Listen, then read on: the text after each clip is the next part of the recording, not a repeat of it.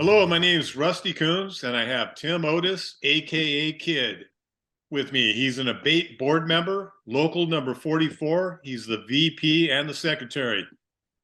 How you doing, man? I'm doing good. Thank you. I appreciate you having me tonight. Thank you for being here, man. You seem like a busy guy, man. You got a lot of titles and a lot of things going on, and I haven't even touched on your business. I see you do powder coating, vinyl signs, decals, banners, motorcycle painting, and towing. Anything else? You know what?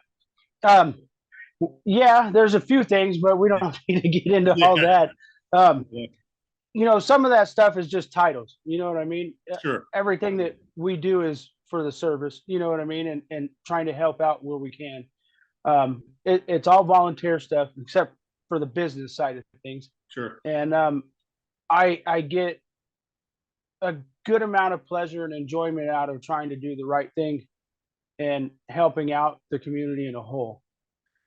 Well, I'll tell you what, the motorcycle community needs you guys. A lot of people aren't aware of what you guys are doing, and you guys are at the front line against, some of the legislation coming down the pike that affects all of us that ride. And it'd be nice if more people knew about it and hopefully supported what you guys are doing and other MROs. There's MMA and a bunch of them out there. And I'm glad to see also that you guys are starting to get together and like you did up in Sacramento recently with the unification rally. And we'll talk about that. But first of all, let's get into what ABATE's up against right now in Sacramento and California. What's coming down the pike with the laws right now? So right now, what we're focusing on is basically the right to choose, because they're trying to force us to go all electric. And just like everybody else knows, even Harley Davidson's coming out with electric bikes and things like that because of California's legislature forcing everybody to do electric. And that's taken away your right to choose. And in my opinion, that's really big. There's another deal that's going on that most people don't know about as well. And they want to put noise cameras on all the stoplights, and give people tickets, not just bikes, but everybody a ticket for noise, and making it so you can't even register your vehicle till it's fixed, but they're not giving you any way of being able to fix it and write the tickets off. And, those are two of the biggest things that we're trying to focus on right now. So basically, let me see if I got this right. Somebody's riding their motorcycle or they've got a car with some loud exhaust or whatever, and they pull up to a stoplight and there's like a camera there, but they also have sound. So they take pictures of the license plates and they record the sound and they send a ticket to you in the mail. Yes, and then they end up suspending your registration, so If you then you don't fix can't. it. Yeah, if you don't fix it. Yeah. And it doesn't matter if it's special construction, classic vehicle, or anything. And in my opinion, I think they're doing that to help force everybody to go electric instead of, being able to stay with their motorcycle or car or classic car, or, what have you. And that's why I think it is important for ABATE and everybody to get together with other MROs and other organizations that are trying to help fight for some of this stuff. Yeah, I agree with you. What else do they got going on that's a hot topic up there besides those two? Well, the anti-profiling bills up there at the top too. That's one of those ones that affects everybody, especially people that ride. I mean, you ride a Harley and you're going down the road and you got a leather vest on, even with nothing on it, you're already labeled, and they look at you and profile you basically. And that's Mhm. something that shouldn't be happening either. Yeah, right. And I know that I think Washington was the first state, I think, that got the law passed up there against profiling. Yeah, there's quite a few states that have done it, but I Mhm. don't know the order of them. And there's people that have been really fighting hard, in California and outside of California. And there's people from other states and other organizations that are coming to try to help write our language to try to get the bills passed and stuff like that. But the state of California just won't do anything on an anti-profiling bill. And you have lobbyists up there in Sacramento right now working all the time on it, right? Yeah, and they're trying to, tell us which way to go with certain bills and stuff like that, and guide us in the direction, and then telling us, hey, you know what, let's back out of doing this and let's try to do it this way. And without those people up there helping us, we'd probably be nowhere. Yeah.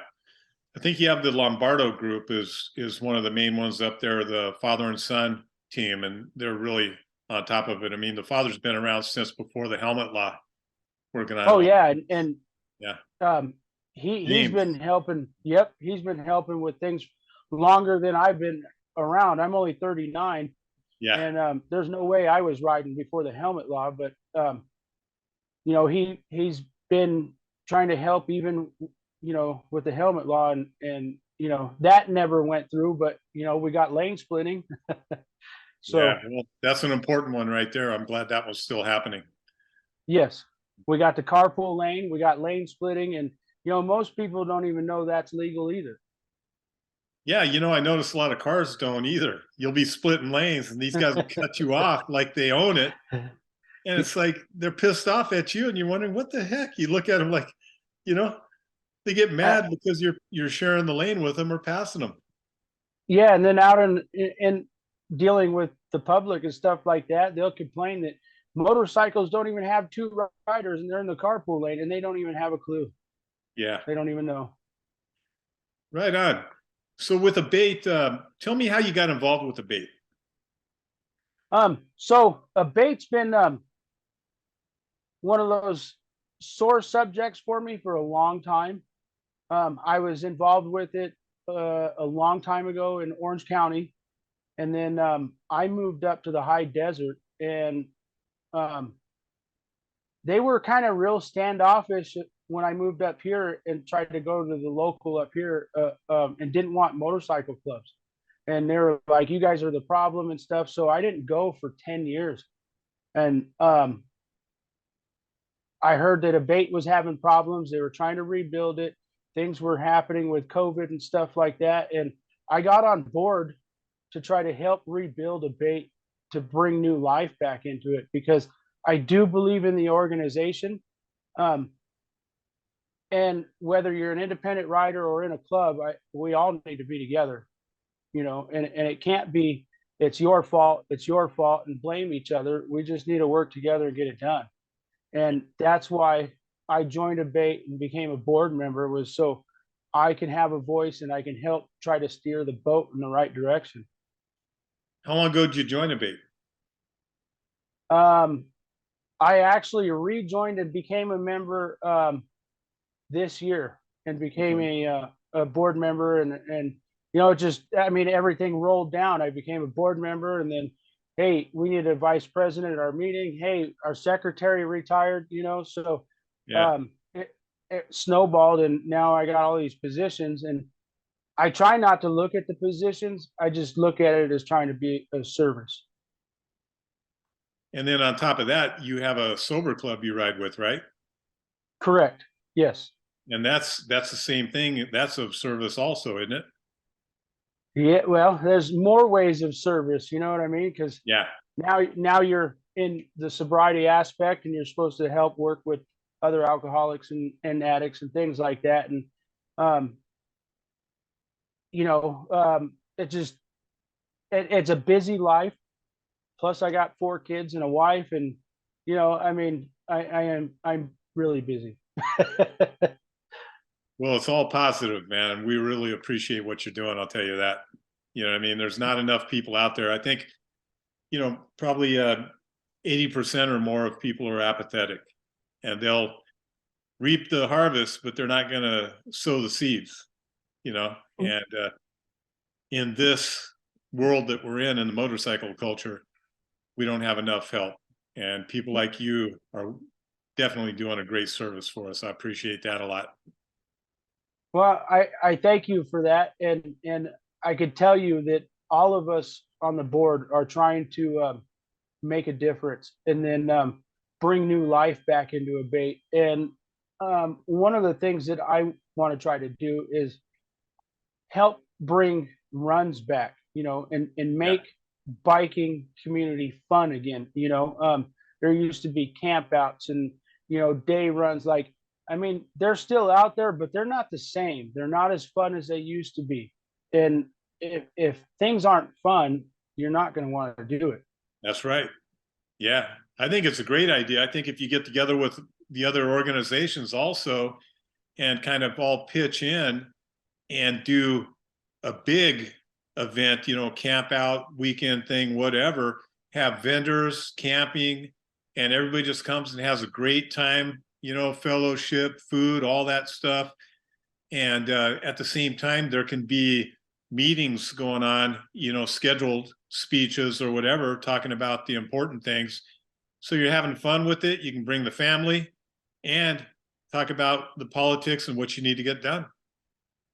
Yeah, I mean, that would be great. Have a couple of speakers throughout the day and talk about the direction that things are going. And I see that it can happen. You know what I mean? And right now is a more of a time that it needs to happen than any other time in the past, because this stuff that we're working on with, you know um basically them taking our right to choose away from us, Yeah. it should be everybody's concern, not just ABATE's concern. And a lot of people think that ABATE is just for, like, Harleys and motorcycle riding on the street, but ABATE is also there for off-road motorcycles too.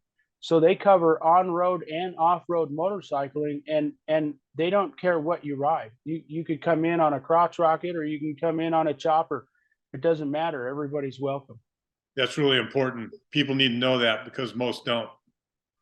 Yeah. And there's another thing, it's like people age out, and what happens in a lot of communities, Harley and everything, is people get older and they get laid back a little more, and the younger people come up and they don't have any idea about any of this. And it'd be nice to introduce some of the guys riding the new chopper, stuff that's going on, and see if they want to get involved and explain to them why it's important to get involved, because they're going to be attacked first. Anybody on a loud motorcycle is going to be attacked first. Anybody on a modified motorcycle is going to get attacked first.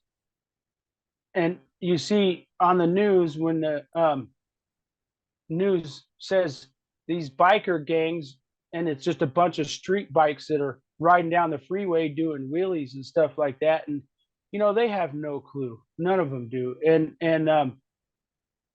how do you get to educate those people and get them to come on board with the organization and help fight for your rights, instead of running from the police or something like that on the freeway doing a wheelie? I think you got to have some events that attract people, that are fun, and get to know them. And I it's like planting a seed, man, just one at a time, and Yeah, hopefully they grow. I think that no matter what we do, we need to make it fun. And That's I right. enjoy riding my motorcycle. So when we went up to Sacramento, I mean, for me to get out of here for a weekend to ride 400 or 500 miles down the road, like, that's what I want to do. I want to Yeah. go places and enjoy my time on the road. Yeah, I hear you, man. That's what it's all about. People got to get that back in focus. You know what I mean? That's what people started doing it all for, to have fun, not drama. So Right. if you can That's get those exactly it. youngsters involved and get everybody together and get those other MROs together, and talking to each other more and working together, sharing knowledge, sharing assets, working with the same lobbyists, maybe Ho- some future will be better. ho- yeah, hopefully get some new lobbyists too to get on board with everything. Yeah, And when we went to Sacramento, I took my 15-year-old daughter with me, and I wanted her to see what I'm a part of and see what I'm doing, so that you know um, my kids grow up to see that I'm helping fight for their future freedoms as well. right on.